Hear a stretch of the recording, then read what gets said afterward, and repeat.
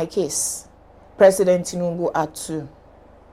While discussing Ibrahim Traore in the month of May 2025, I asked what President Tinubu has done in 2 years.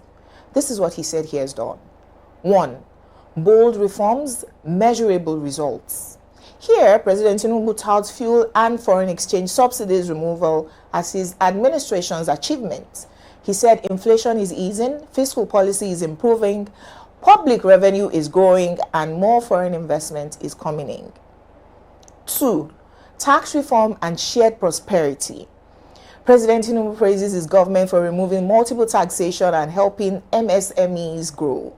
He credits his administration for also removing VAT on food, education, healthcare, public transport, and rent.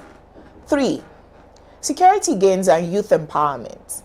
While admitting persistent security challenges, President Tinubu praises the bravery of our security personnel for regaining some territories formerly occupied by bandits. He avoided using the term terrorists, and allowing farmers go back to their farms. In youth development, he touted youth-focused initiatives under the National Agency for Science and Engineering Infrastructure, including electric vehicle assembly, drone engineering for women, and rapid diagnostic kit manufacturing. 4. Health, education, and infrastructure push. President Tinubu praised himself for more primary health care centers, cancer and dialysis centers, and health insurance participants growing from 16 to 20 million people. He praised himself for student loans, massive road constructions, and off-grid solar power supply. 5. Cultural diplomacy and diaspora engagement. He was more futuristic in this aspect, talking about a landmark Motherland Festival, diaspora bond, and non-resident bank verifications. In which of these have you benefited as a Nigerian citizen? Here's my verdict. The 2 things I can praise President Tinubu and his cabinet for is living in the bubble and all politicians trying to evade the EFCC running to the APC for cover.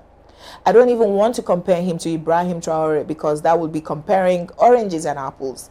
Democracy takes time to implement good governance, which dictators implement by fiat and decrees.